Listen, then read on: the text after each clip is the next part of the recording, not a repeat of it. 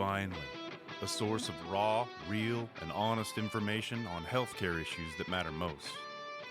Welcome to BS Free MD. From the latest medical information to how to stay sane as a doctor or a patient, no subject is taboo, and no BS is allowed. Now, let's welcome your hosts, Doctors May and Tim Hindmarsh. Hey everybody, welcome back this week. This episode, we are talking about optimal human health and what that entails with our special guest today, Dr. Doug Lucas. Before we dive into that, though, I want to give a shout out to our sponsor this week, which is New Leaf Hyperbarics in Eugene, Oregon. You might ask, what is that? Well, New Leaf Hyperbarics and Wellness mission is to give our community the ability to take back the power of their own wellness through knowledge, sharing, and compassion. They specialize in mild pressure hyperbaric therapy, incorporating synergistic modalities and supplements to help your mind and body heal, build, and thrive. You can visit New Leaf Hyperbarics in Eugene on their website at newleafeugene.com. That's NEWLEAF Eugene.com. Check out their website for all they have to offer. They have, in addition to the hyperbaric oxygen therapy, they have massage therapy as well. And if you have been following us on our social media, you have seen that we have been customers and fans of their therapies. I am like over the moon about how it heals my joint pain combined with the infrared light. And Tim says he gets bionic man vision. So check it out. If you have any questions, let us know. They are located at 1200 Executive Parkway in Eugene, Oregon. And now, super excited on this episode for us to talk about optimal health and just what that is. Our guest today, Dr. Doug Lucas, who is on the East Coast, actually is a board-certified orthopedic surgeon who's made a giant transition from orthopedic surgery to health optimization. He finished his training at Stanford in foot and ankle surgery, practiced orthopedic surgery for 6 years, and during that time, he developed a passion for prevention and optimizing patients' health by seeing how they really lacked a lot of things going on in care, especially of the diabetic patient that he dealt with. He now has created his own business and sees patients in his practice called Optimal Human Health, where he and his team offer telehealth services nationwide, focusing on restoring patients' stamina, ambition, vitality, energy, and drive. And he has a special focus on bone health and osteoporosis, which he runs as well. So stay tuned for our talk with him on that. If you want to learn how to optimize your health as you age and prevent some serious conditions as well, it's a really good discussion. So here we go. All right, welcome back to the show, everybody. And today we have with us Dr. Doug Lucas. Super excited to have him here. He is on the east side of the country. And as I said earlier, he is here with us talking about his company, Optimal Human Health. And he really has a focus and love for optimal bone health, given his background. So we're super excited to have you here today. Welcome to the show with us. Thank you so much, May, Tim. Glad to be here. So why don't you, so I don't butcher it, give us, our listeners, just a bit of a background on your training, what specialty you're in, and the transition that you made to where you are now. Yeah, so like you said, I'm traditionally trained as an orthopedic surgeon. So I did all the traditional orthopedic surgery training, but I was brought up through the osteopathic pathway. So a little bit different philosophy, a little more holistic, if you will, with those osteopathic tenets. And then when I got into practice, I quickly realized that I was on the wrong end of care for me. I loved what I did as a surgeon. I really enjoyed the actual physical side of it, but I felt very disempowered in the office because I didn't have the ability to help prevent the care that I was ultimately providing. I had a big passion for nutrition, even more so now, but then and realized that a lot of the diabetic care that I was doing, I could have prevented if they had come to me under a different circumstance. And so I started realizing, hey, I should maybe be on the other side of this. And then the more I learned about different fields of medicine where that were true, I quickly realized that I needed to make a shift. So about 3 years into practice, I started getting more education. I did 2 additional fellowships, one in functional medicine, some additional training in hormone optimization, and then kind of slowly made this transition into my own practice and health optimization. So what did that feel like? You know, there's a lot of training. You're fellowship trained in foot and ankle, I believe. Right. So, so that was a lot of, input, costs, time to get to that side. What did that kind of feel like to go, I'm not doing the right thing here? And kind of because that's a courageous move. I mean, there's a lot of people that kind of get the golden handcuffs and they go, I can make a decent living doing this for the next, 20, 30 years. Most people don't do that. What was it that did you have an epiphany? Were you standing on a mountain and saw a rainbow or something, or what happened? Yeah, I was practicing in Colorado at the time, actually. So the rainbow metaphor and mountain metaphor, I guess, could exist. But I mean, really, it happened over time. But there were certain points at which I remember there was one patient in particular that just really pushed me.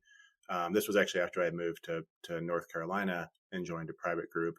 And I remember taking care of this diabetic patient. I was on call at the main hospital here, and he was really sick. He got septic. So for your non-medical listeners, means that he had bacteria in his bloodstream and he was going to die. And so we had to take him to the operating room, urgently at whatever, 2 or 3 in the morning. And he was a diabetic patient who had, I learned later, been very diligently following the instructions of his physician team.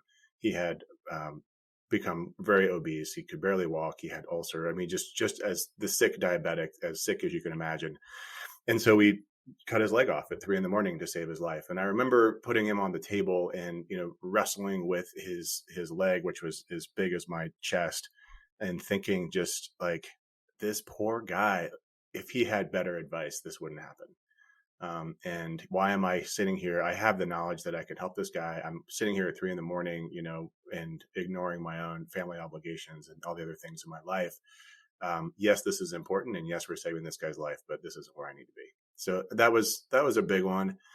And then I was really fortunate, that my wife, is very entrepreneurial. And so we have 2 incomes. And so, together we could say, look, we're definitely not at a point where I could not work, because I didn't retire, 3 years into practice, but we were at a point where we could say, look, we don't necessarily need as much income coming from me. So can I do this? So, as a team, sort of saying, hey, this is a better approach for us, for our family.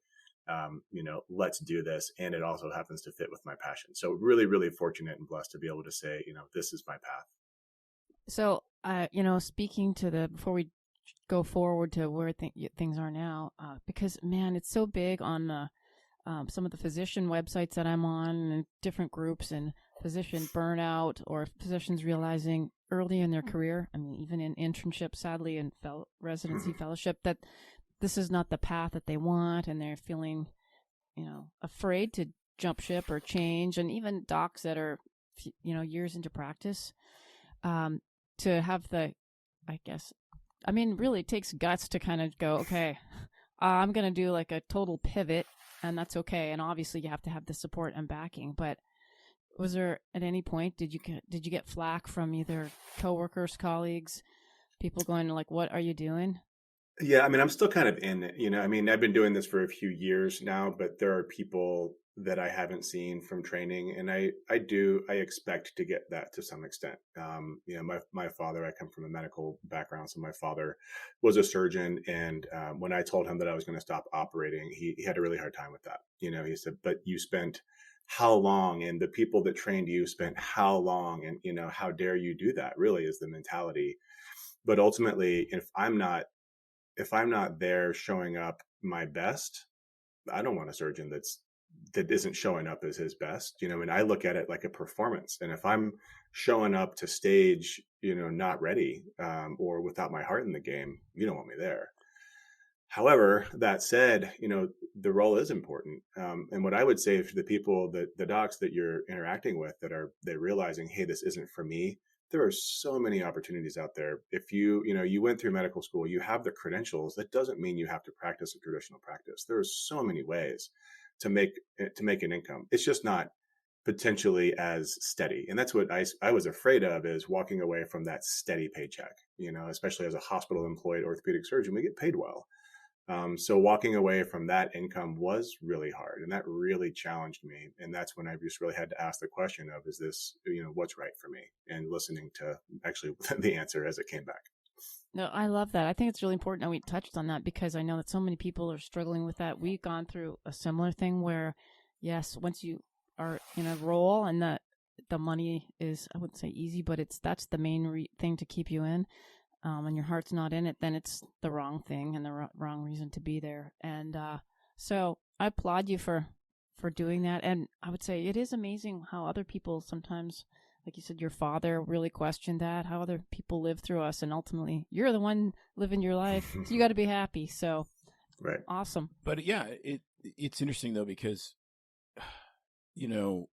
from our faith, I look at these black and white statements that Christ made. And one was, it doesn't matter if you inherit the whole world if you forfeit your soul. And we often put that, I think, at least in traditional fundamentalist Christianity, into this box of, don't trade the things of the world for hell, or for not getting heaven. But there's more to it than that. Okay. And we really, I had to get out of it to see it. We were trading our soul. Our souls were being eaten by what we were doing. And it was being eaten purely because it was easy to get paid to do it. Yeah. And I mean, I really felt like, it was ultimately for me, it was moral. I was being asked to do things that I felt that ultimately were immoral or unethical. And at that point, if you do unpleasant things for money, that's a job. If you do unethical or immoral things for money, then you're a whore. And I was not going to be anybody's whore.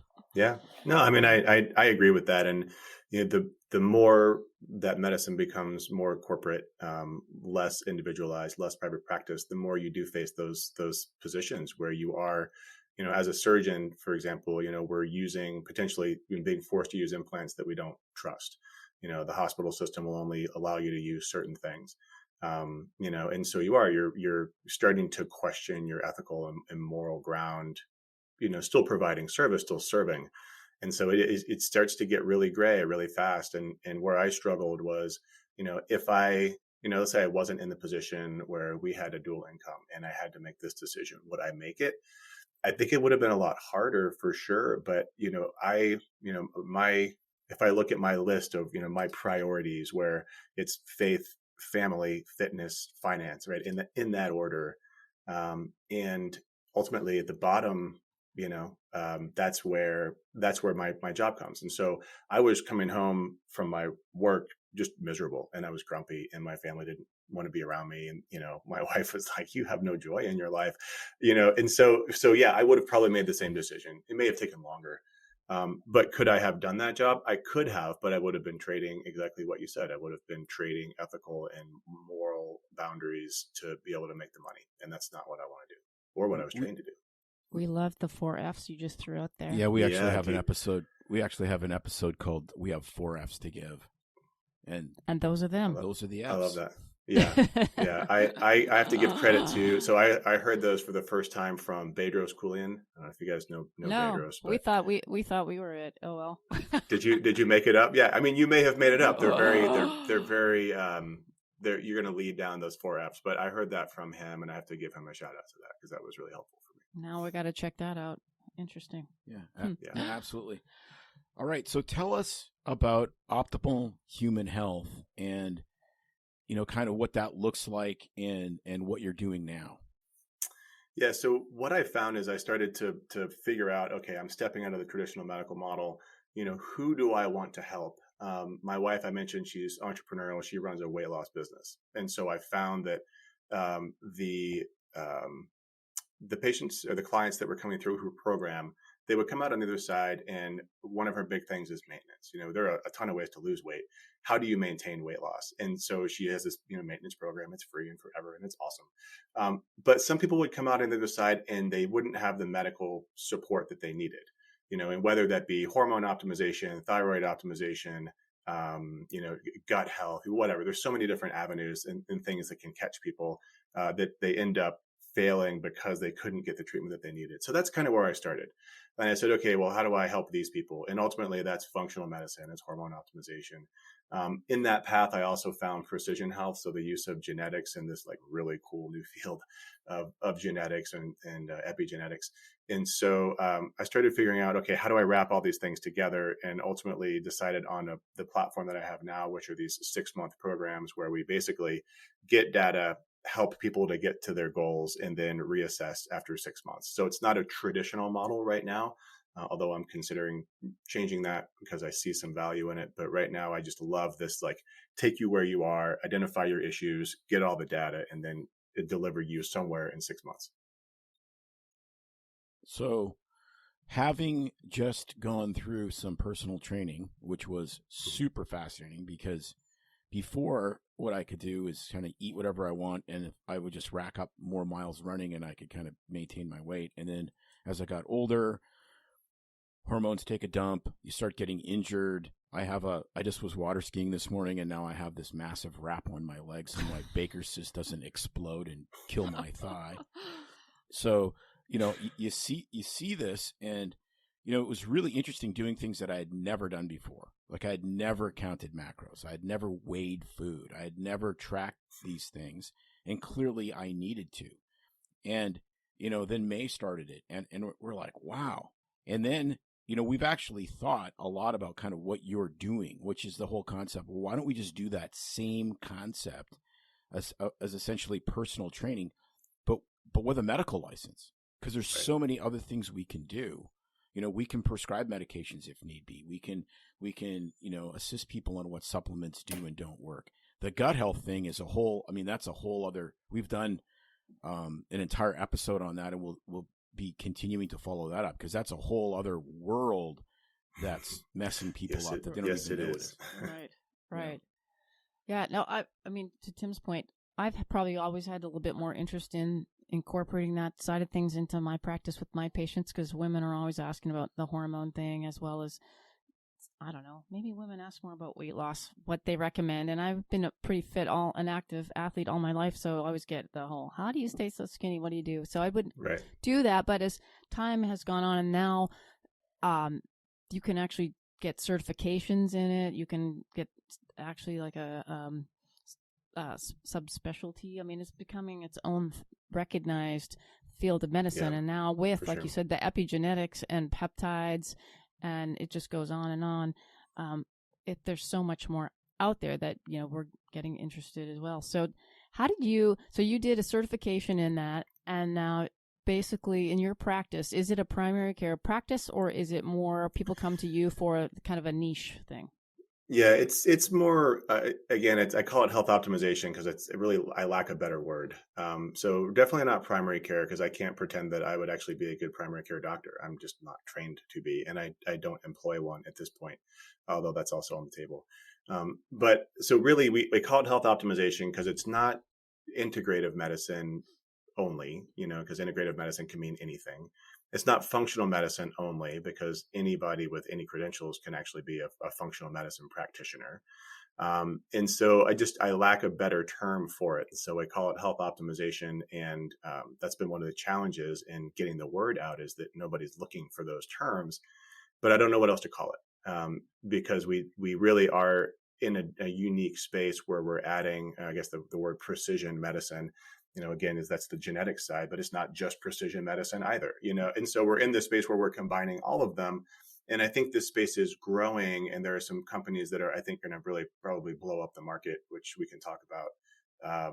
But it's early. And so people still aren't necessarily looking for it. They're really more being driven to these platforms, either by a specific condition that they treat, or by a specific, a lead magnet, like a celebrity.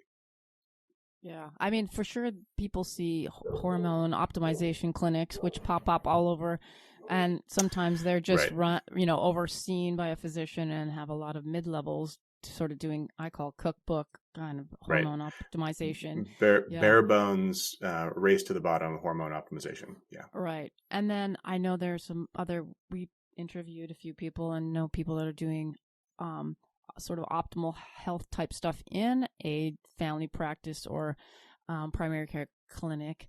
But I think unless people are living maybe in a big city or, Florida or a big aging population, this new optimal health clinics are kind of a new thing popping up all over or just starting to pop up, would you say? Yeah. And I think one of the challenges, it's really hard to know, how different is it? So I see, the words integrative medicine, and you look under the hood and it's a primary care office that has, maybe a nutrition coach, right? Like, okay, it's integrative. Cool. Better than standard of care, but by how much? You see the same thing with precision. Locally, there's a group that calls themselves Precision Health, and they do run genetics, but they don't actually do anything with it. So it doesn't actually change the standard of care. And so it's a marketing tool. And so, yeah, it's really challenging right now to figure out, okay, who do I trust? And then a lot of times it's cash pay, and we can talk about cash versus insurance and how that falls into this space, but it's an investment, and it can be a significant investment. And so it really is hard to learn, okay, how do you trust somebody in this space? Who is this, and is it really worth my time and money? So if somebody, is listening to this and is like has a non-medical background, it's more of a patient looking to go, oh, I'm really interested in maximizing all my health while I'm here on this earth, and I want to get my optimal health and get my hormones balanced, and I want to take all the little things for my the spermidine capsules and all that kind of stuff, and the genetics for longevity. Then is that the thing that you're interested in, and they would want to look for somebody that does those? Yeah, those are my people, right? So they're not necessarily sick, although I work with plenty of sick people too. But I just had a conversation with a patient, a guy, he just started with me, and he has gone really from optimization practice to optimization practice, not because he's not happy. He just wants a different opinion, right? So he's just sort of like, he's doctor shopping across the country, and people look at him and say, why do you spend all this money? You're healthy. And he says, exactly. I know a lot about my body. And so that's great. I love working with people at that end, because really it's just about, dialing in what they're already doing. This guy's already on testosterone. He's very dialed in, but he's got some tweaks here, some tweaks there, different genetic algorithm. He's on probably 30 supplements. We should maybe cut that down to 10. So all those things, right? But then there's the populations that I do really enjoy working with. I love working with the diabetic population. That is a very, very misunderstood, I don't even want to call it a disease. It's a very misunderstood nutrition problem. And I love working with bone health, like you mentioned earlier, because it's something that really lends itself to reversing the loss of bone and actually improving bone health without necessarily taking medications, although we do that too. That's that power you mentioned, Tim, the fact that we can do all of it, right? So we do nutrition, we do functional testing, we add on peptides, we add on hormones, and then we add on medications if we need to. Like that's what it should be. But yet that's really rare. You mentioned this is exciting though. Sorry, Tim. No, I was just going to say, because isn't this what doctors should be able to do? We should just be able to pull from all these resources to like actually help our patients have optimal health. Yeah, and you shop for sporting goods every which way but Wednesday. Why not shop for healthy stuff for your body? Well, because medicine, I thought this a long time ago, but I was not able to wrap words around it until the last 2 years with what's happened in COVID. Medical training in particular, and the practice of medicine specifically, is not a science-based, patient-centered enterprise anymore. What it is it is an authoritarian system where you take highly trained labor and get them to manipulate them and get them to do what you need to do to increase the bottom line of the health system, the insurance companies, and big pharma as much as you can. That's what it is. And, sometimes that's fine.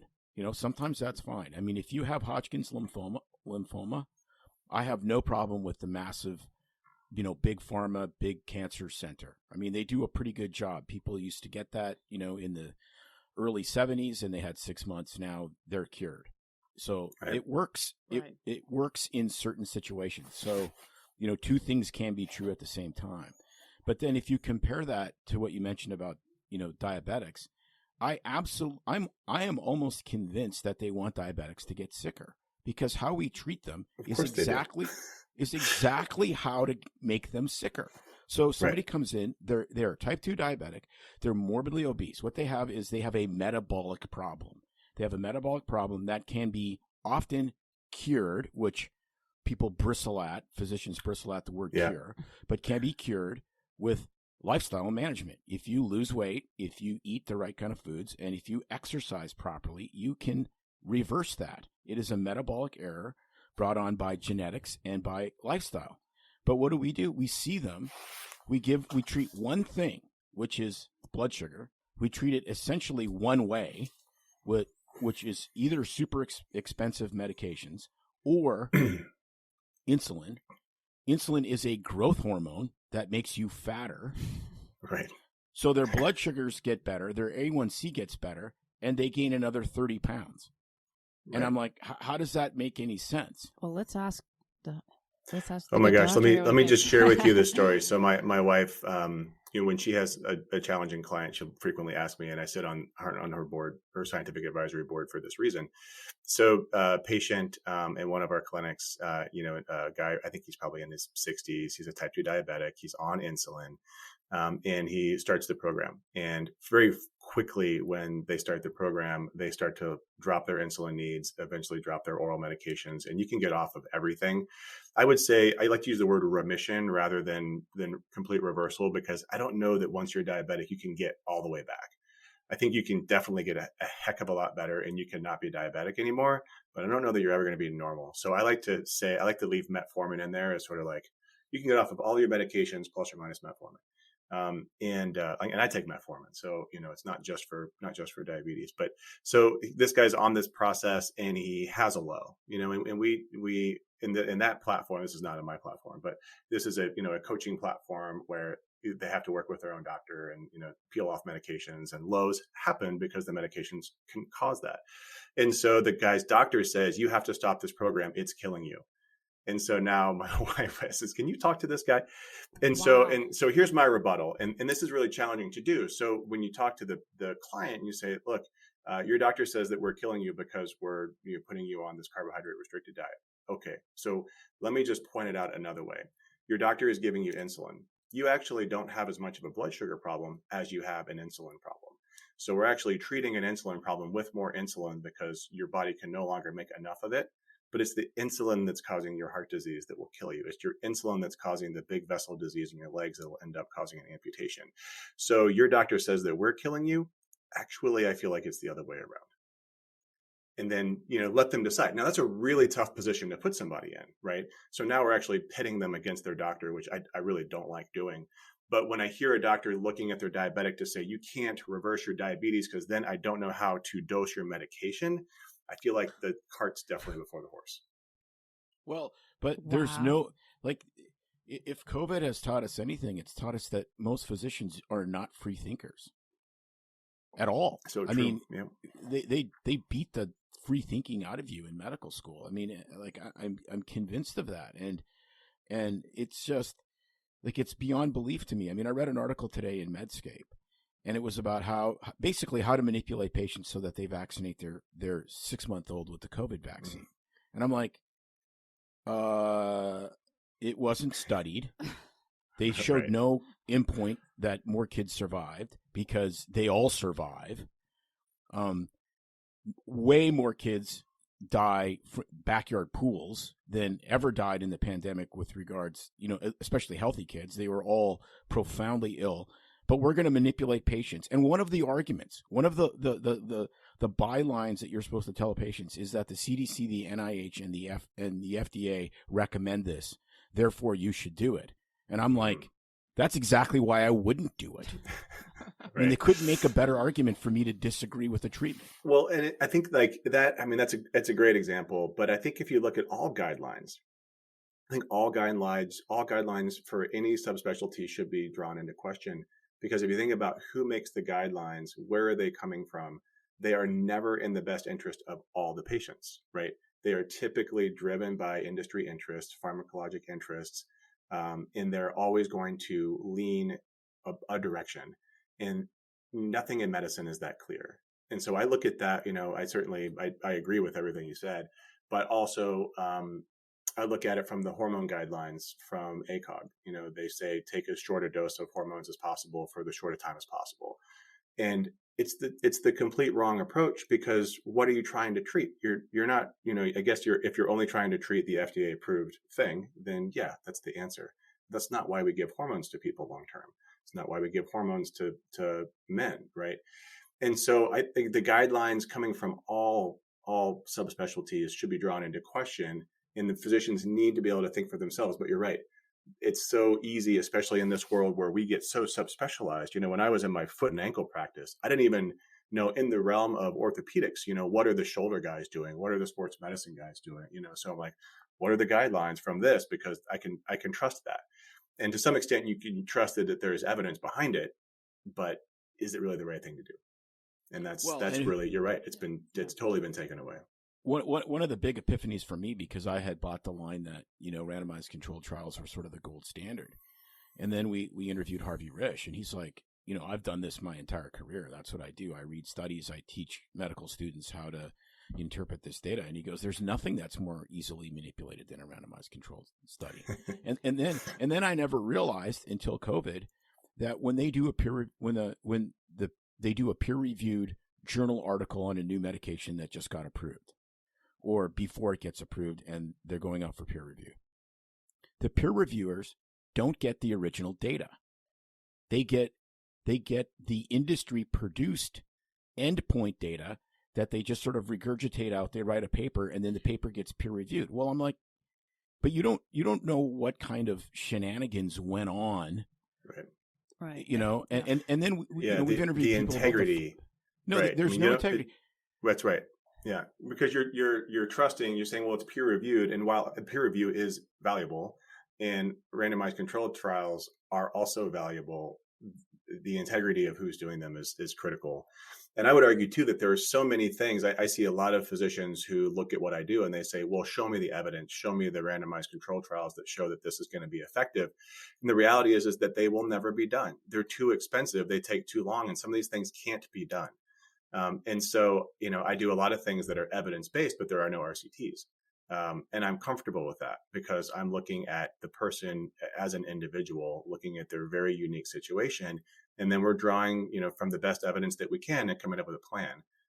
But I see a lot of people saying, well, I can't do that because there are no RCTs. Same thing with reversing diabetes, right? How many RCTs are there on the nutrition approach of carbohydrate restriction? There are a few now. Thank you, Verta. There are a few, and they look awesome. Wow. And it's exciting. But even with them, physicians still in general will say, well, that can't be done. Well, right. As Tim's favorite line is, what is it about how many randomized controlled trials for, appendicitis are there? You're going to just like, I got in debates with neurosurgeons saying that we shouldn't do something because there's no randomized controlled trials. And I'm like, dude, you're a neurosurgeon. Everything you do, nothing. You're making $1 million a year on procedures that are impossible to blind and impossible to randomize. Right. Like, really? No, you do it because if you have a brain tumor, it probably makes sense to take that thing out of your skull. Like, it's called common sense. Right. Well, and so much of what we're trained, I mean, you mentioned that, how training has changed and medical school has changed, but so much of it is stayed the same. So much of it is based on dogma that's passed down from terrible evidence. I mean, I look at that in the nutrition world and it just drives me bonkers. The nutrition recommendations that are passed down over the last 70 years that are based on absolutely terrible or just expert opinion at the time, evidence that now there's great evidence to refute, but you can't change people's minds. It's mind blowing that people get caught up on that. And then yet you're right. Then go back to what they were doing, which isn't proven by RCT.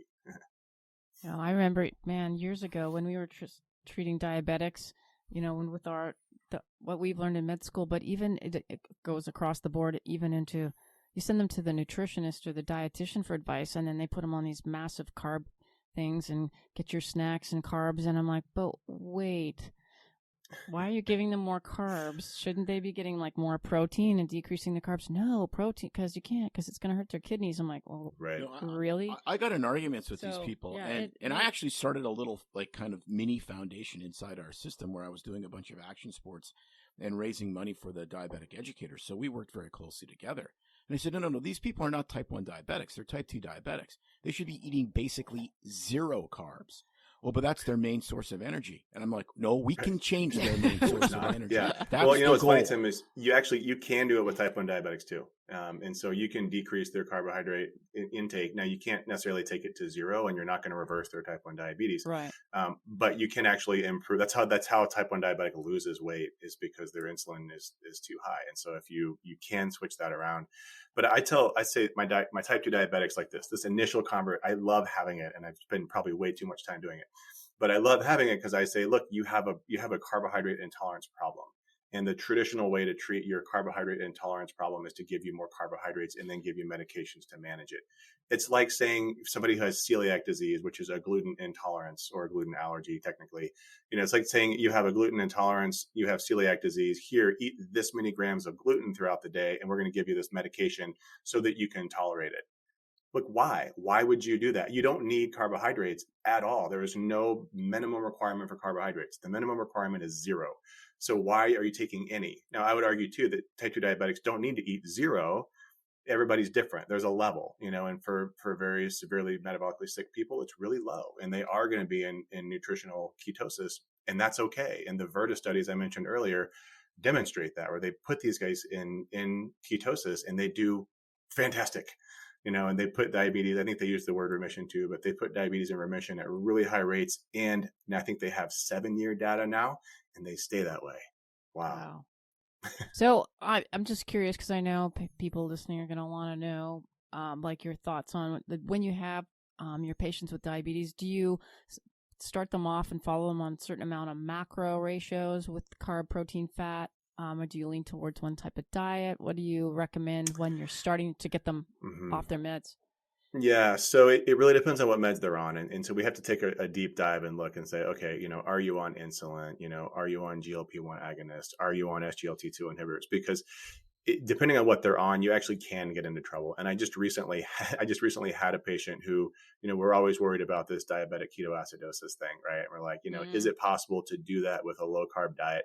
And my position has always been, it's not possible. And if you look at the Virta data, like, hundreds and hundreds of patients on all kinds of different meds, and it's never happened. And I, sure enough, had a patient who went into ketoacidosis. But it's because he was on a GLP-1 agonist and an SGLT2 inhibitor and metformin and insulin. And, so he was really sick. And, so he caught it. He's a physician, actually. And so he caught it, and he went to the ER, and he spent the weekend. Yeah, I know, right? Of course, it's another physician. But he spent the weekend in the ICU, and he was fine. And so what I learned from that is you have to be really careful, and you have to know what medications people are on and get them off of the SGLT2s and the GLP-1s out of the gate. GLP-1 is not as important as SGLT2s, but get them off of the medications that can cause, metabolic crisis.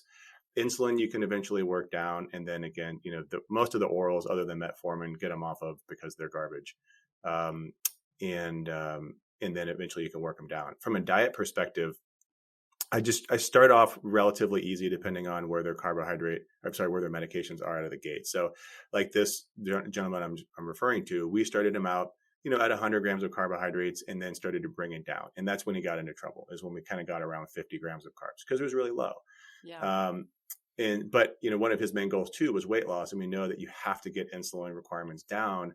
And we also do, we do advanced testing. So I know that from a C-peptide perspective, his pancreas wasn't making almost any insulin. So he's really almost type 1, So we were pushing him pretty hard, and it bit us. But in general, that doesn't happen. And you can restrict carbohydrates pretty hard out of the gate.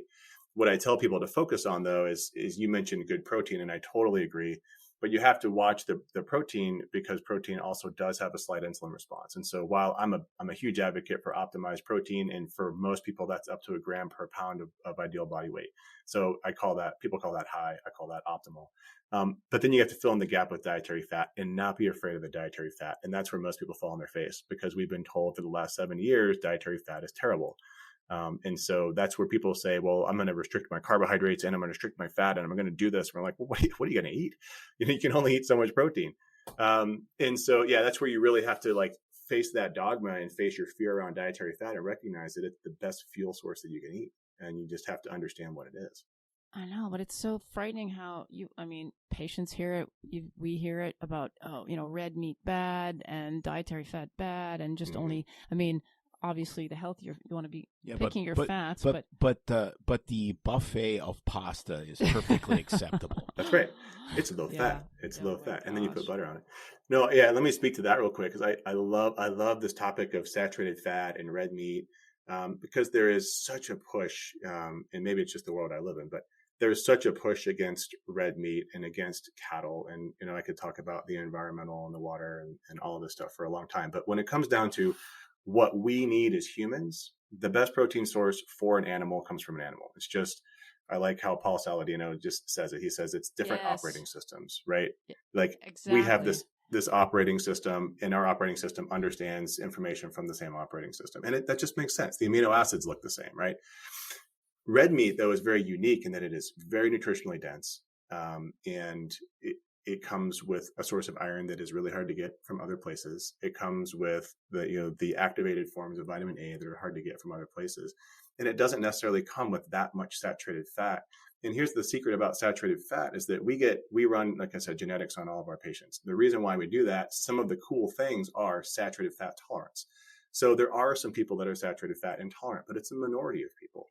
But it's important that if you are intolerant to saturated fat, because if you jump on carbohydrate restriction and you start mainlining saturated fat and your cholesterol goes up and your CRP and inflammatory marker goes up, that's actually not good for you either, right? And so it's really important that you know that. And so we can differentiate that out of the gate. And then for my diabetics, I'll say, look, yes, increase your dietary fat, but you have to watch saturated fat, keep it under this threshold, avocado oil, olive oil, this is where you're going to get and then we're going to actually start measuring macros, and we're going to dial them in. And I have a coach that I don't actually do all this. I have a coach that works with them, and can dial this all in. We have them track macros or take pictures of their food, whatever they're technologically capable of.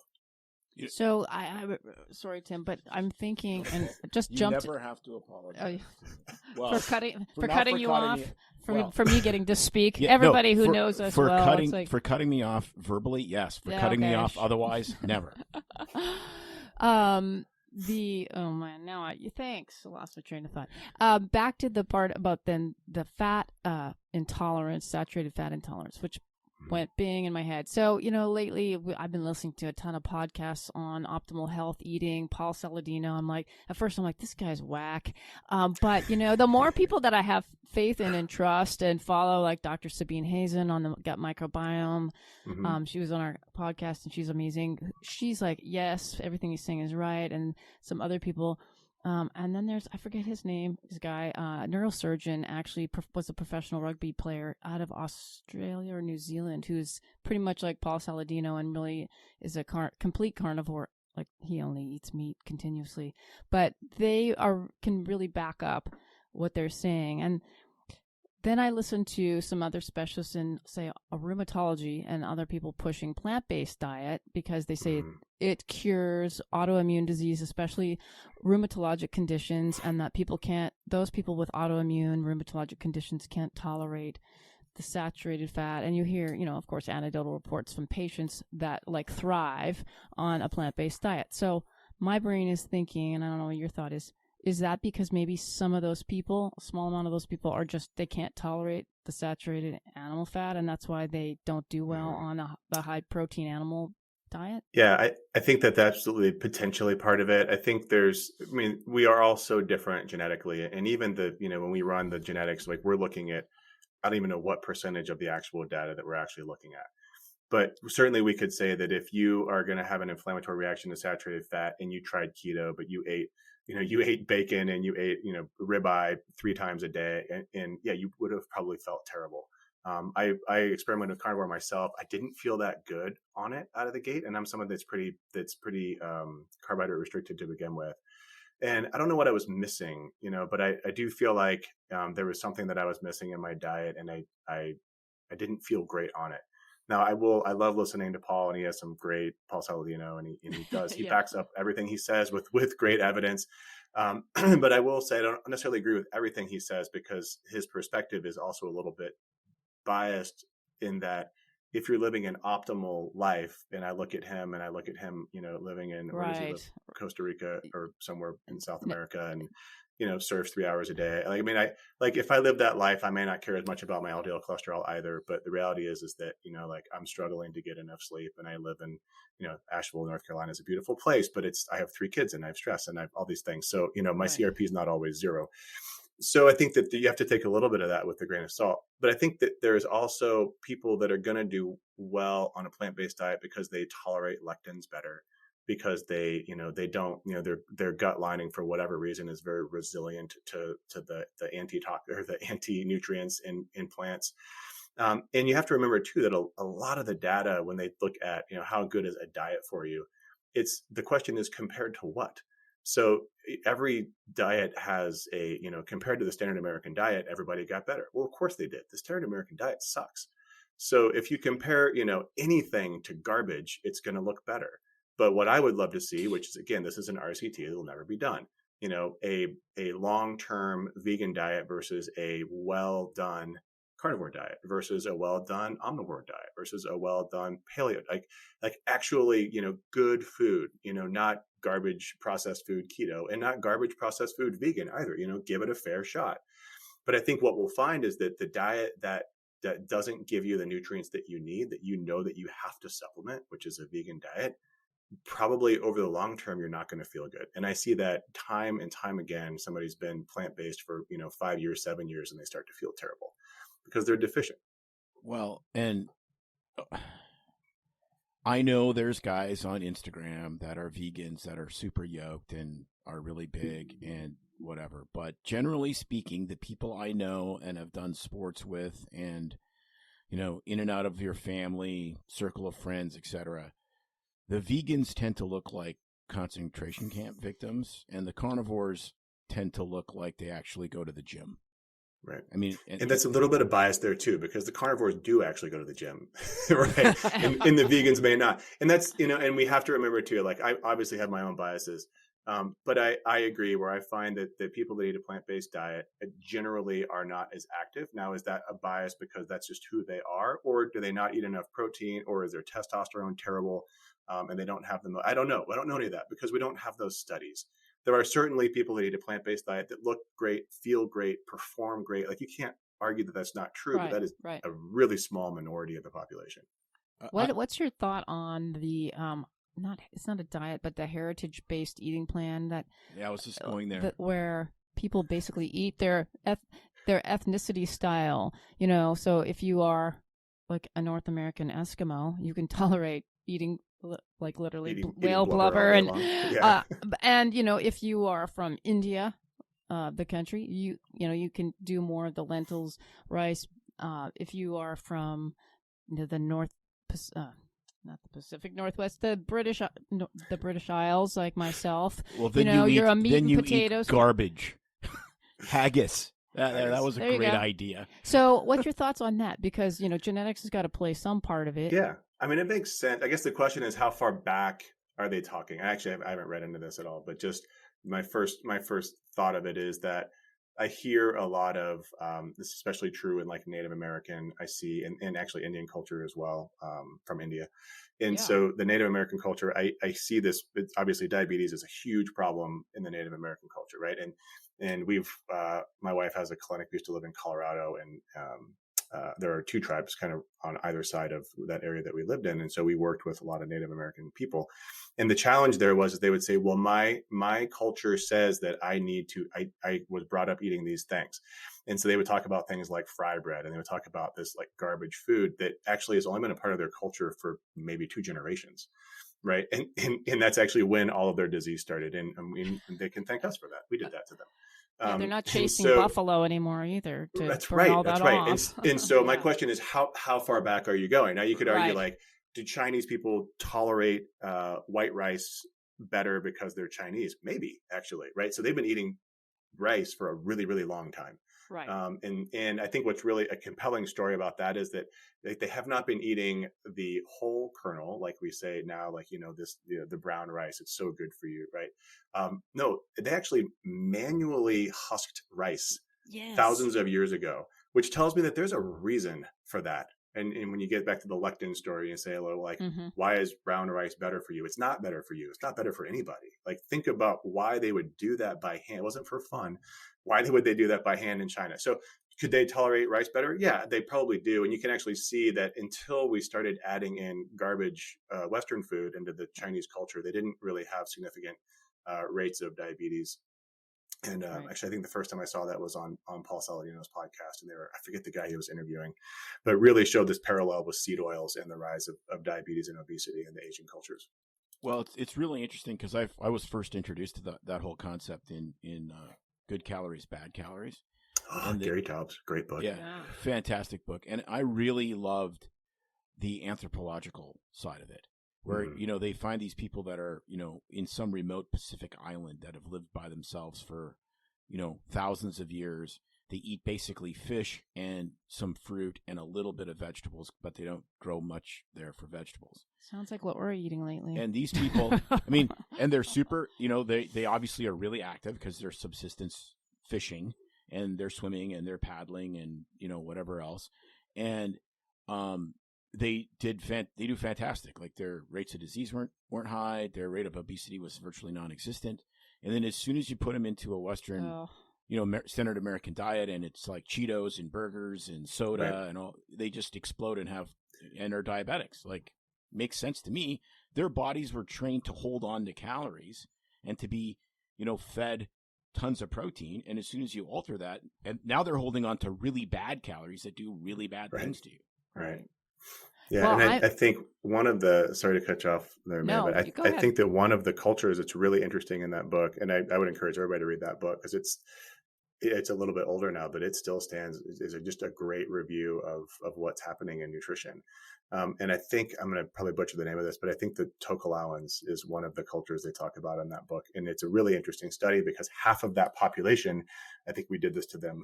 Again, we do so many great things, but half of that population was basically removed from the island and put on the mainland, which had been westernized. And then the island stayed pristine for at least another, couple of decades or whatever. And then they compared the two. And so it was amazing. So it was actually like a controlled study, and people on the mainland, and this was a while, this was kind of before ultra processed food. So it was kind of before seed oils ish and before, really garbage food. So this was actually just the increase in carbohydrates and white sugar, in its raw form, organic, I guess. And they did terrible. And so I think that that's a great example of, what we've done since really the 40s, 50s, but certainly since the 1970s, where we demonized dietary fat. Yeah. Well, all you got to do is I love looking at these pictures from the advertisements, and there's this famous picture of these people at the end of World War II sitting in a movie theater. And there's 2 things you see. There's one fat guy, and there's 2/3 of the group are smoking, and no one else is obese. Like, it's just crazy, and this was still, early 50s. So relative prosperity. It wasn't that people were starving to death. They were actually in a movie theater. So they were doing leisure. And then there's advertisements from that time for weight gain medications. So women could gain weight because everyone wanted to look like Marilyn Monroe and not be the skinny girl. And I'm like, something changed at by the mid 60s that completely altered the trajectory of where we were. Do you remember what some of those weight gain? I don't know if you noticed what they were actually advertising for. Speed. Yeah. Those are the weight loss with speed. Those are weight loss. Amphetamines. No, Oh, yeah, it was yeah. like sugar water, right? Like it was actually adding sugar in to help you gain weight. Well, there was a whole ad Wow. campaign for the benefits of sugar. Beneficial Wow. energy, instant Hello, energy. Coca-Cola. Like, no, it was amazing. Like I don't know why I was thinking speed, but it was, I think, the early. maybe I need some. It was the early. Well, you could get amphetamines over the counter in the early '60s. Viva la past. But it was fascinating because eventually they had to like recant all this. But there was an ad campaign from the soft drink manufacturers that glucose was great. Everyone needs glucose. Your brain runs on glucose. You come home and look at Sally. She's baton twirling and studying. Why? Because she's filling herself with glucose. And you sit there and you go, what? It's nuts. Well, I want to be able to jump into your passion, which is the bone health optimization, and just sort of pick your brain on kind of your thoughts on various things in that, and where do you even start with coming in? I mean, do people come to you with questions about that specifically, or is it something that when they're there, you like to just kind of go over that and say, hey, what are you taking for hormones? What are you doing for weight training? Yeah. I mean, you just kind of dive in with that with them, or how's that work? I think occasionally somebody will come in for health optimization and we sort of latch on to the, oh, you've had a DEXA, oh, you have osteoporosis, oh, maybe let's switch gears. But in general, this is something that we're looking for these patients specifically because they really have nowhere to go. This is one of those things that, kind of like diabetes and hormone optimization, where this is something that's just really been brushed under the rug and we don't talk a lot about it, but it's really like poorly mismanaged. And so I saw it as an orthopedic surgeon, obviously taking call, treating lots of hip fractures. Patients would come in, they didn't know that they had poor bone quality. These are, you can imagine, the 90-year-old patients, people that are sort of, end of life. You almost kind of expect it, although the reality is that probably we shouldn't expect it. But really what really sticks out to me are the people they're in their 60s, right? For women that are like potentially, barely postmenopausal and they break a hip. And typically, just if your listeners don't know this, a lot of times the bone quality is so poor, you get this story of, I feel like my hip broke and then I fell. I didn't fall and break a hip, right? I mean, you guys are in the urgent care, right? You hear this all the time. Yeah. So yeah, my hip broke. And so literally the strongest bone in your body just broke under normal physiologic, a rotation or a whatever. And then you fall to the ground and it's miserable. And so we repair those almost all the time, because if you don't repair them, the mortality rate is 90% at 12 months. And so we repair them and we get people going. The challenge then is that, okay, now what? And it's not just hip fracture. Really, an osteoporotic fracture is a hip fracture, a pelvis fracture, a forearm, upper arm, kind of depending on the definition, and then spine. And so I didn't see the spine fractures in my practice, but the sad thing is that typically nothing happens at that point, but we know by definition they have osteoporosis, plus or minus they've been screened. And I'll talk about that in a second. But typically we would say, okay, you have osteoporosis, you should follow up with your primary care doc. But primary care docs don't want to deal with it. They don't want to deal with those medications. And then they would say, well, you should go see an endocrinologist. But endocrinologists are too busy managing other stuff. And then they might fall into like rheumatology and they're like, why are you here? So it's just one of those things where nobody wants it. It's like a hot potato. And so there has been a movement, and I'm a part of this, to encourage what we call fracture liaison services, where orthopedic clinics are actually starting to capture this. And they have an insurance model where they're starting to help people to get on medications, which again, we can talk about, but to get on medications to prevent refracture. And that is noble and real. And the pharmacologic remedies serve a purpose, but it's actually missing the big picture, which is, why are you losing bone in the first place?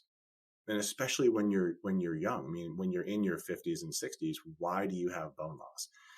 And that's the question that we want to answer, and then start integrating the tools that we have to say, okay, well, let's stop the bone loss, and then let's turn it around and move it the other way. Because typically it's a gut problem, which nobody wants to talk about or deal with. It's an adrenal problem, which nobody wants to talk about or deal with. It's an immune problem, right? All these things that like, they're sort of like taboo. Like, oh, I don't want to deal with that thing. And they don't have the tools to. So that's what we do. And that's why I already looked at all those things with optimal human health. And so I thought, well, God, I should just be doing this for people that have osteoporosis because it's what they need. And I'm already doing it. I have the system in place. So it just sort of made sense. Well, I'm just thinking back to way back when I was doing primary care. I mean, it's one of the things that where females would get the focus, right? It's because especially depending on their risk factors, premenopausals, I do a lot of counseling focusing on that but post, it's hormone optimization, looking at, their body types and their genetics, and if they're smokers, and, if they had an eating disorder, et cetera, and, how much calcium in their diet. Men, it was like not a big focus, even in med school. And then every now and then you'd get the surprise guy that had one of those pathologic fractures, like, oh, well, what do we do with the guy? Right. I mean, kind of a thing, which, can happen just as much in men. But you're right. I would see, actually, in my practice, I would see all the spine fractures. And you see these poor little old ladies, and not even all little old ladies, but it's like, this is horrible now that you're at this point. And we never really placed much emphasis or on the pre part and focusing on that. Right. So what do you do with patients to kind of go over that? And what do you recommend to people, male and female, to do to optimize bone health? Yeah. So, so the first part I say is, and this is the challenge in doing this in this business model, is that I'm treating something that a lot of people don't know that they have. So that's not a great business model. But I would say the most important thing out of the gate is screening. And if you look at screening rates, less than 10% of people that meet the criteria for screening, which aren't even good criteria, but less than 10% are actually getting screened. And it's because insurance, Medicare, I think, reimburses docs like whatever, $30 to do a DEXA. So it doesn't make sense for a doc to have a DEXA machine anymore. And it's sort of fallen out of favor. And DEXA is not a perfect study, but it's something. But nobody's getting screened. I shouldn't say that. Not enough people are getting screened is the right thing. And then there are better screening studies which are getting sort of pushed under the rug because they're challenging the status quo of the great DEXA.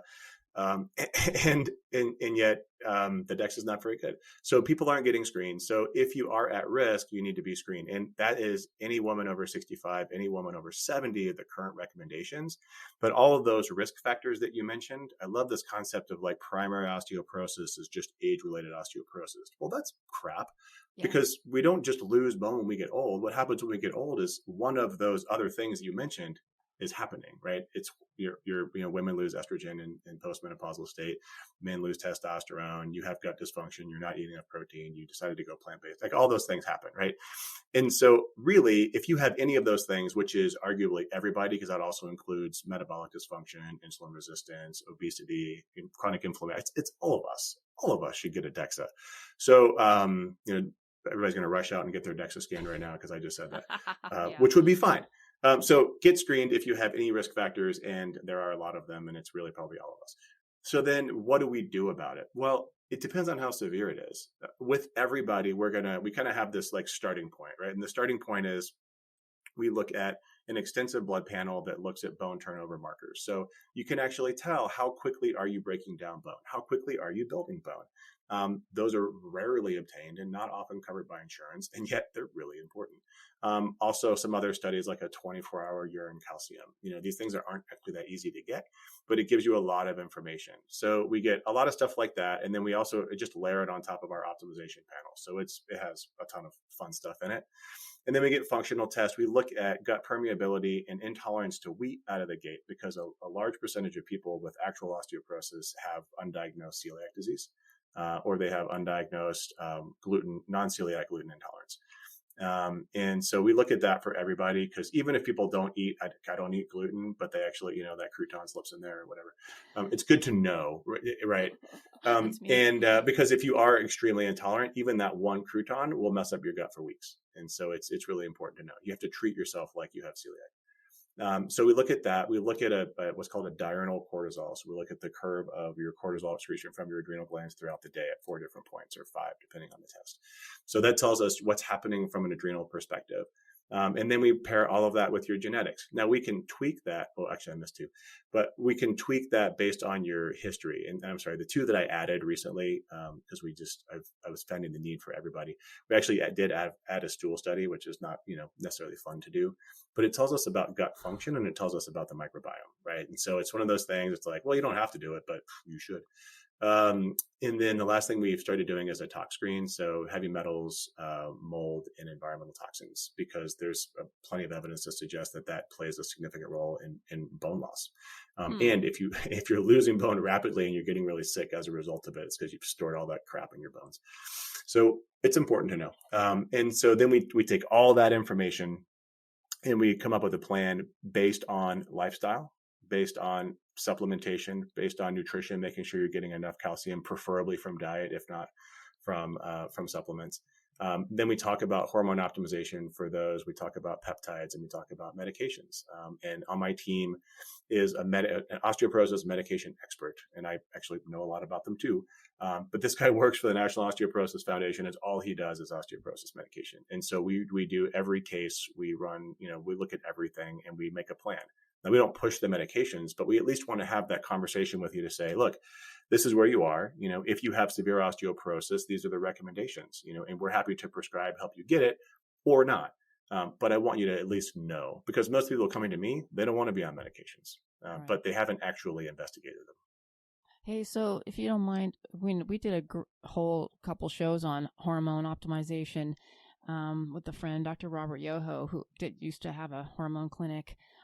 He left he was doing plastics surgery procedures, and then he thought it was amazing how he got to doing hormone optimization, because he said that a lot of the stuff that his patients were wanting to look better, he couldn't fix with surgery. So he's like, we need to tweak your hormones. But so tell us more about the peptides, because that's, I think, for a lot of our listeners, something that they don't really hear that term or know much about. Yeah. So the primer on peptides is essentially that peptides are these cool little molecules. They're essentially short proteins. So a protein is made up of amino acids.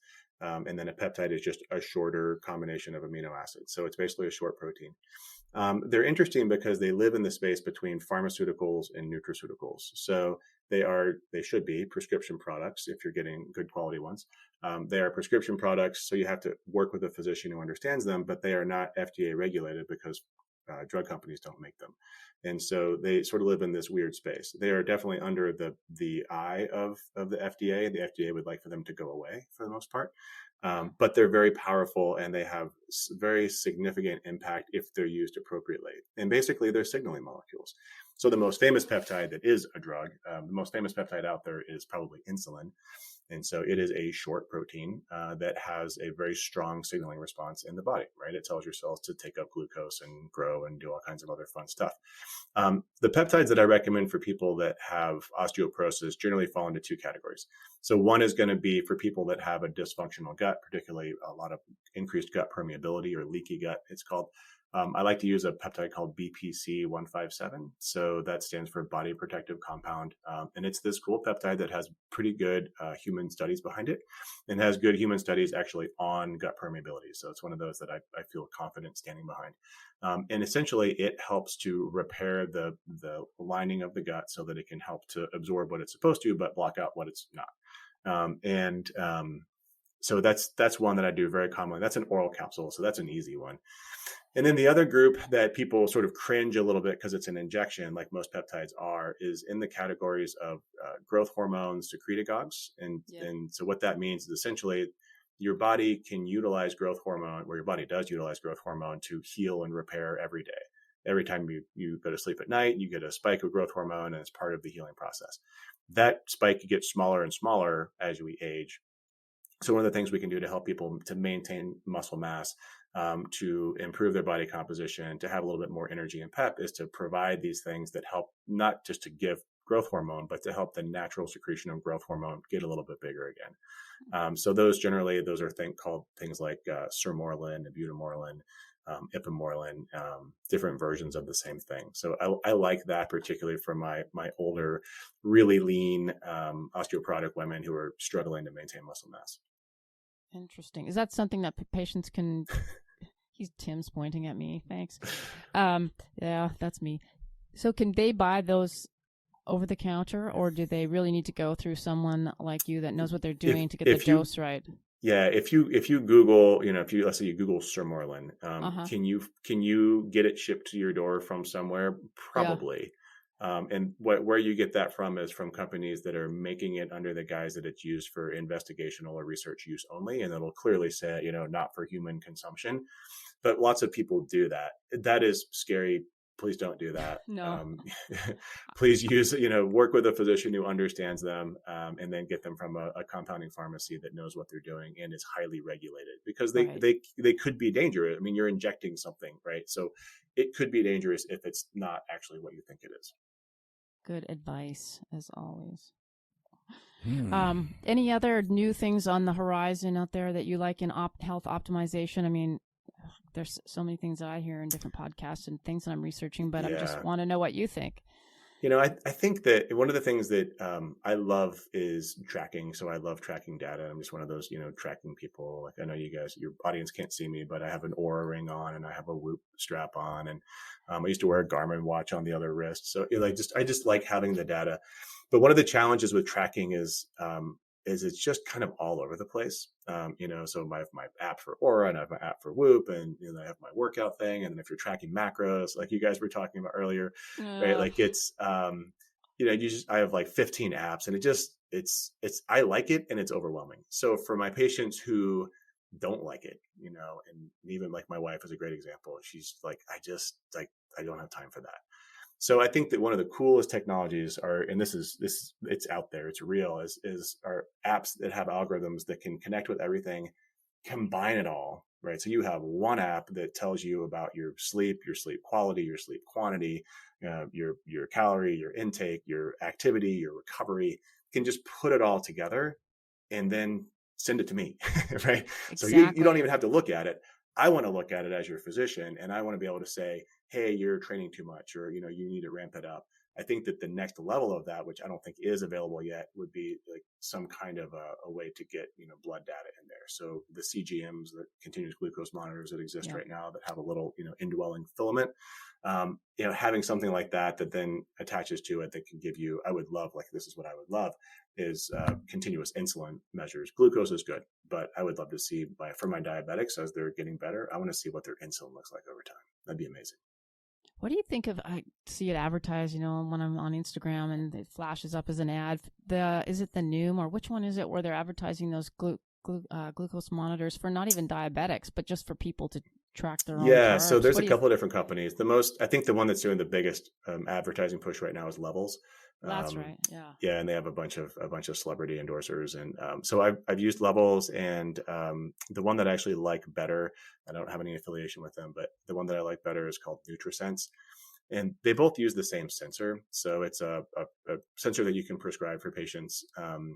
And like I said, it's a little thing that goes in your arm, has a little indwelling filament in the subcutaneous tissue, and it can tell you what your glucose is over time.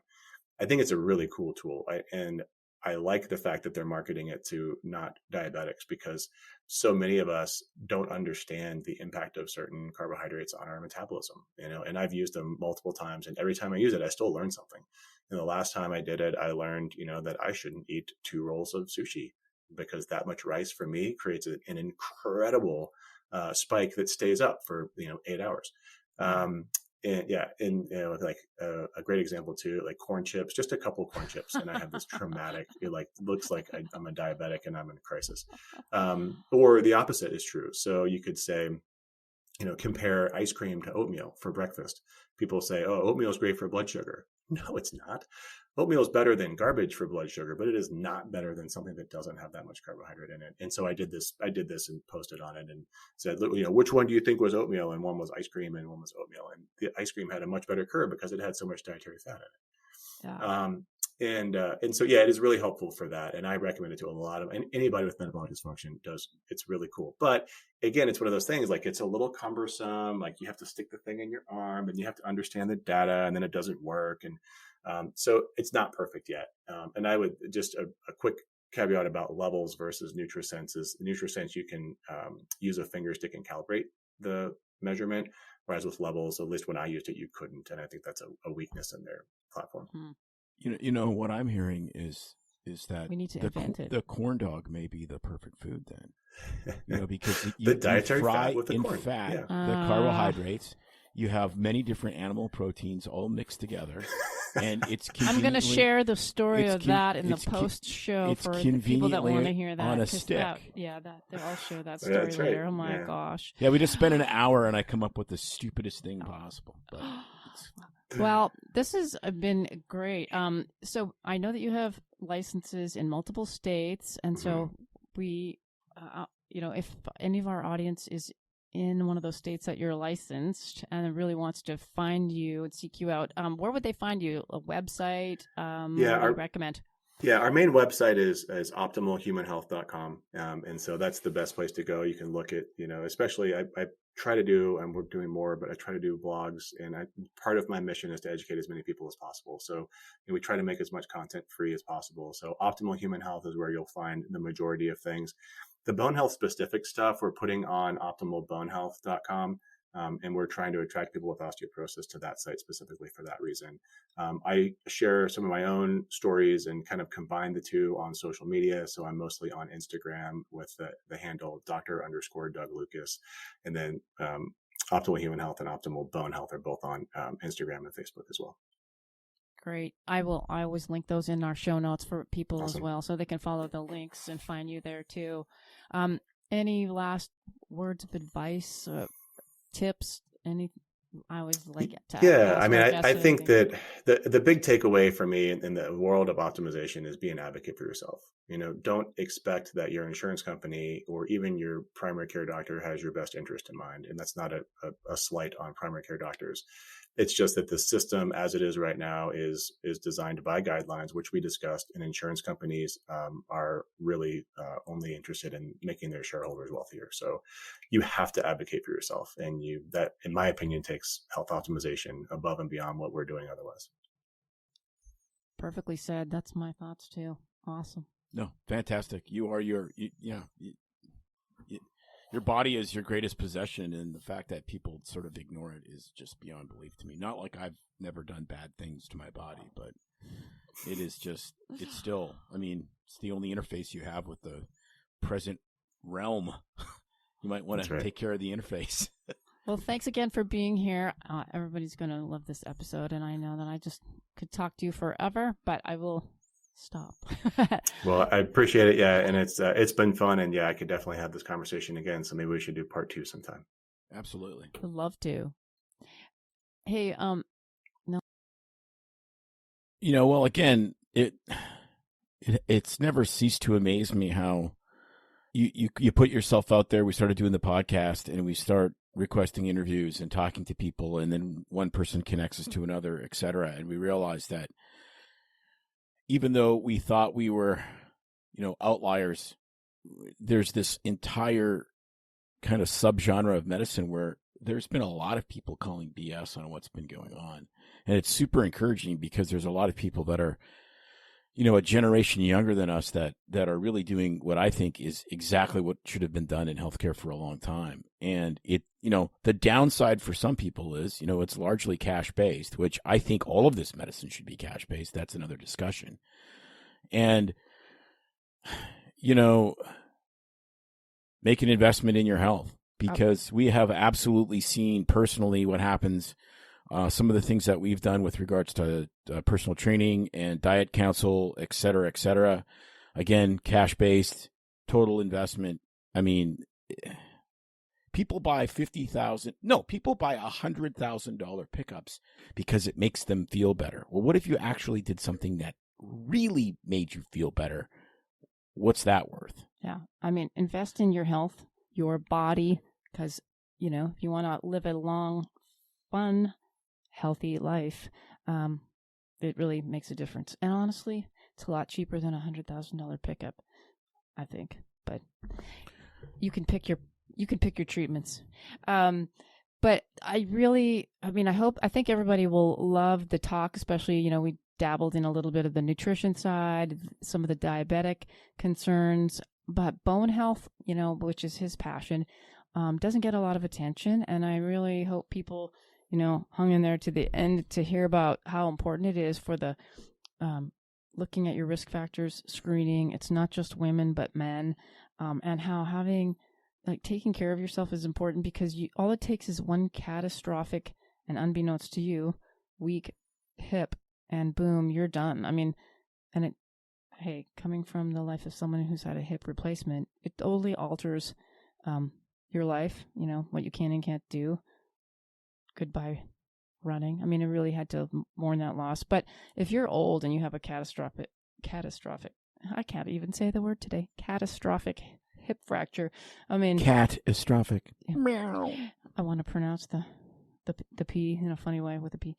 Catastrophic hip failure really, I mean, a lot of people die from complications of that, and it's a big deal. And trying to reverse osteoporosis at that stage of the game is just playing catch up. That doesn't happen. Yeah, so really important on bone health. Well, and the other thing is, from a bigger theme, I think it's fascinating that like two things can be true at the same time. And I'm going to say that hopefully every podcast, because it's been one of my biggest frustrations in the last year, is that you're in one tribe or the other. You're in the vaccine tribe or the not vaccine tribe. You're in the this, the that, the natural. I only do what's natural. Oh, okay. So you die prematurely from an infection. No, of course you don't only do what's natural. You do what's reasonable. And the point is that a lot of these things are not going to have the same kind of evidence that's there for pharmaceuticals because it doesn't go through the FDA. Doesn't mean that it doesn't work. And a lot of it is so safe that it doesn't matter if you have these big efficacy trials. But like Doug was saying, you're never going to get them because you can't patent insulin. Mm-hmm. You can patent a subtype of insulin, which is what's happened, and it's very expensive.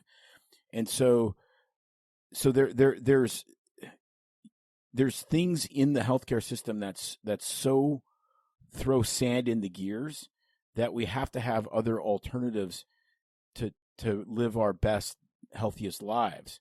And that doesn't mean that you ignore pharmaceuticals, and it doesn't mean that you ignore hospital systems. I mean, all of those things are really important, but there's a place for them. Just like there's a place for hormone replacement, and there's a place for peptide treatment, and there's a place for personal trainers and exercise and appropriate diet. All of those things need to be in their right place.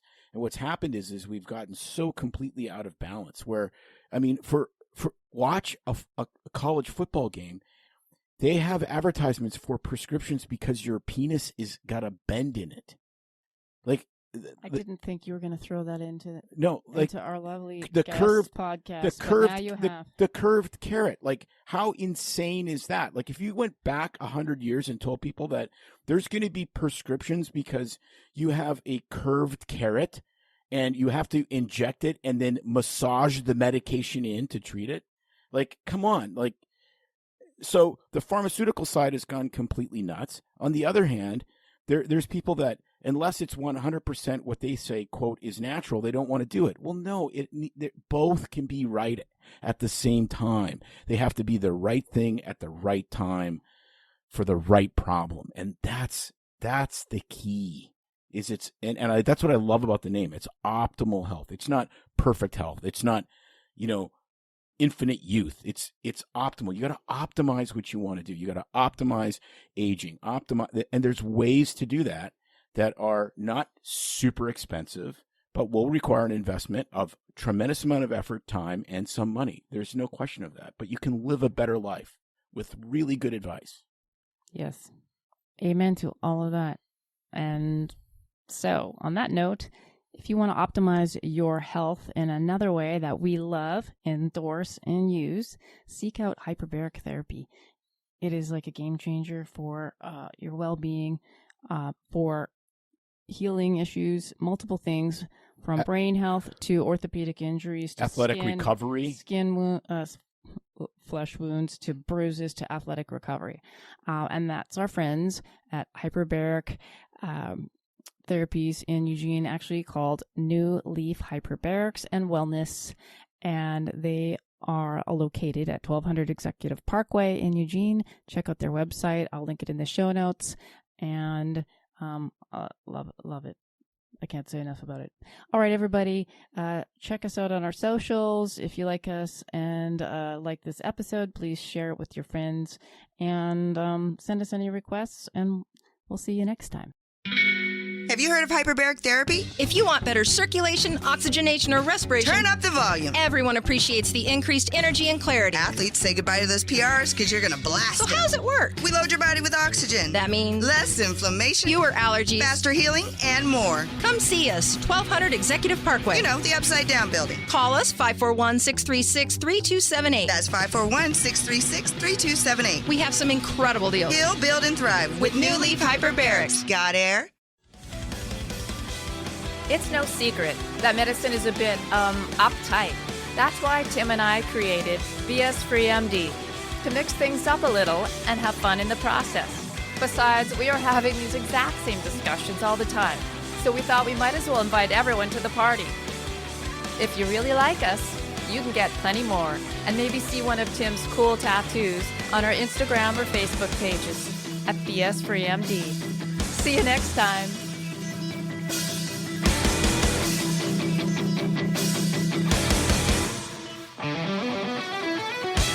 While we try to keep BS Free MD as raw and real as possible, we can't be held responsible for any medical decisions or discussions had as a result of what you've heard on the show. We know, bummer. But the truth is, we really do care about your questions. So feel free to reach out to us by email at doc@bsfreemd.com. And maybe you should put the bent carrot in the bloopers. No, I think it's appropriate. And I don't think he would mind. Unless, of course, he has a bent carrot, in which case that would be maybe too sensitive. Bentcarrot.com. I was just thinking, maybe actually that is not outrageous, because for some people, that's part of their optimal health. Correct. But, you know, if I was going to get bent, I don't want just bent. I want, like, the duck, like ducks have a corkscrew penis. Oh, my gosh. Don't put that in there. Okay, so I'm going to call you the Duck Doc from now on. Okay, we forgot to tell the story about I told everybody we were going to tell the story at the end about the corn dog, and we totally forgot. What, that I ate a corn dog? That I haven't eaten And why? Why did I eat a corn dog? Yeah. Well, because it's the perfect food. Clearly. No, I ate a corn dog because... No, why? But how are we going to put that into the very end of the show? Well, he can use it as a blooper. All right. Okay. Blooper. Well, he could put all this in as a blooper. That's like because, go on forever. well, that's if people want to listen, it's bonus after. Well, all right. So it's corn dog. Okay, corn dog story. What happens? We go to the local market, literally right at the bottom of our driveway, because Tim's got to get himself some healthy beef jerky for his protein. Yes. And some side Red Bulls. And a grip of Red Bulls. Well, unbeknownst to us, the power was out, and they're all standing outside, and they dared let us enter if we had cash. And they were trying to empty their hot food cart. And it was free corn dog day. And literally, how many did they have left? They're like, do you want 5? And I go, no, I would require a divorce attorney if I take 5. So I had 1. I allowed him 1. I had 1. None touched. But strangely, maybe coincidentally, the corn dog did have a bend and a curve in it, like a bent carrot. Bent corn. Bent corn dog. So I injected it with whatever it's called, massaged it into the dog. Did you enjoy that corn dog? It's going to be another year till you get one. Yeah, I know. That's good. There you go. Corn dog story.